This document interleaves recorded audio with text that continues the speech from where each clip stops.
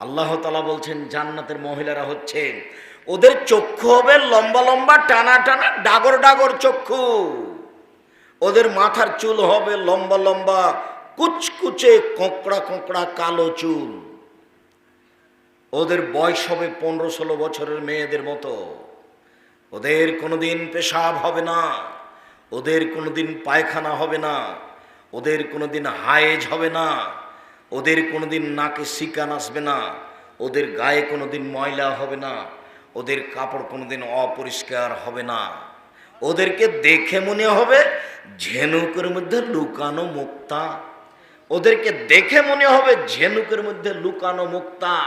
আল্লাহ তাআলা চ্যালেঞ্জ করে বলেন, পৃথিবীর মানুষ শুনে রেখো, লামিয়াতমুসহুন্না ইনসুন ক্বাবলা ওয়ালা জান, এত সম্মান দিয়ে আমি তাদেরকে রেখেছি, জিন কোনোদিন তাদের স্পর্শ করেনি, মানুষ কোনোদিন তাদের স্পর্শ করেনি, ওদেরকে আমি ঢেকে রেখেছি তোমাদের জন্য। জান্নাতের এই মেয়ে ভোগ করতে চান?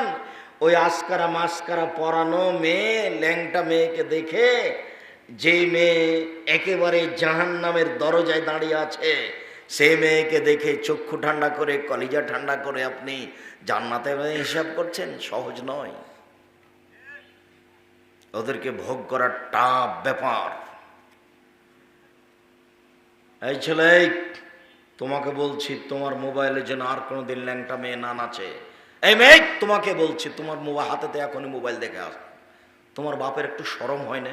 তোমার হাতে এত বড় মোবাইল কেন?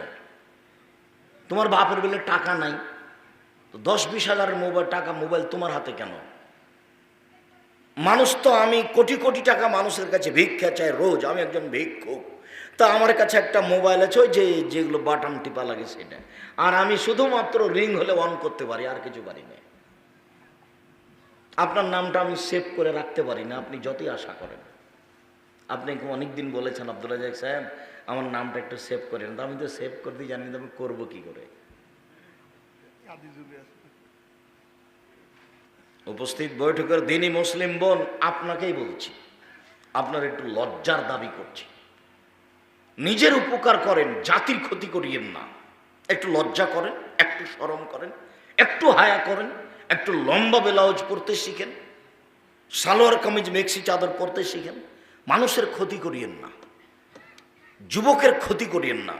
আর তুমি একটা মেয়ে মানুষ, তুমি এই মোবাইলে ল্যাংটা মেয়ে দেখো কি করে? তোমার কেন একটু লজ্জা হয় না, শরম হয় না কেন? তোমার মোবাইলে কেন দিন ল্যাংটা মেয়ে নাচে? যে না তুমি দেখো কেন? তুমি মেয়ে মানুষ। সম্মানিত দিনী ভাই বোন,